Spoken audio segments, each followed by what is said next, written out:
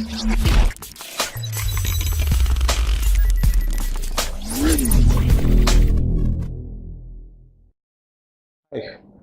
In this video, we're going to talk to you about the IIM admission process, the procedure, and what it takes to crack this exam.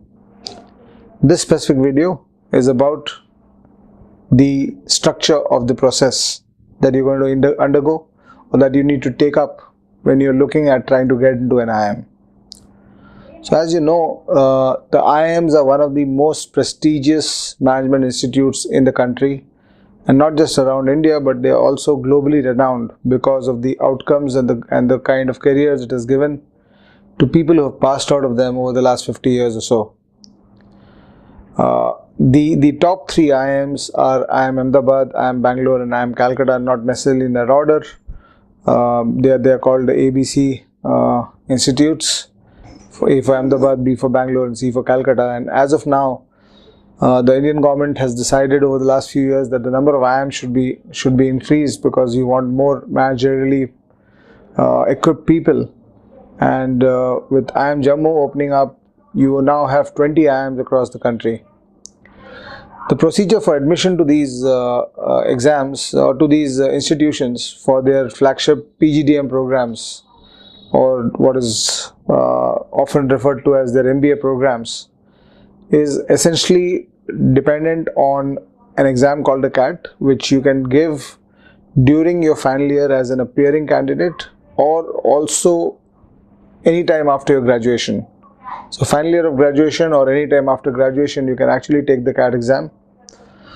And if you get a good score in the CAT, you are shortlisted for the next step of the next stage of the MBA admission process, which involves group discussion, personal interviews, something called a VAT, which is the written analysis tests, which looks at your writing abilities, and so on.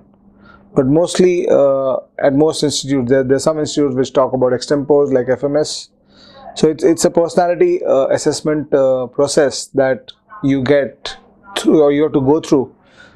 It's a personality assessment process that you have to go through once you pass through your CAT exam and you get your calls from these institutions. A little bit about how these institutions, these top institutions, top IIMs, and not just the IIMs, there are at least 50 more institutes which are great in terms of the value they give to their students. So it started with the top 5 and it's now become more like the top 30, top 40, and anybody passing out of the top 30 B schools is actually assured of great careers, which includes the 20 IIMs. You have got institutes like the XLRI, which takes a separate exam called the ZAT instead of the CAT. You have institutes like MDI Gurgaon. You have got institutes like SP Jain Mumbai, which all lead to great careers out of a 2-year MBA course. So most of these institutes, what they do is they first look at your written test score. Along with the written test score, they also look at your academic profiling, how good you have been with what you've been doing in your academics, right from 10th, 12th to your graduation scores. And they also take a deep look into any work experience or any extracurricular activities that you've had. So the shortlisting is a composite score, or the shortlisting is based on a composite score, which is a mix of your CAT score, or in the case of XLRI, your ZAT score, plus your profile marks, right? But a lot of people have a lot of questions about whether one should not look at an IIM in case you have one has poor academics. And the only answer to that question is that you should not bother about what has already happened, but what you can control. So if you're in the first year of graduation, focus on controlling what you can do in your next 2 years of graduation. But what has already happened in your 10th, 12th, you can't change that. So don't bother about that. And as I said, when you're trying to get into an IIM today, you will try to make a list of maybe 20-25 institutes which are great value for money and great bang for your career, and give you that boost that you require from a normal graduate career, or the careers available to you as a normal graduate, to the careers available to you as a management graduate from a top B school. There's a huge difference. The difference could be an average package of 5 lakhs to an average package of 20 lakhs per annum. And that's just the starting point. And as you keep growing in your career, these packages, the difference between a top management graduate to a lower level educated student who's educated out of a lower level MBA college or did not do an MBA, the differences could be running into crores of rupees a year in an expanding economy like India.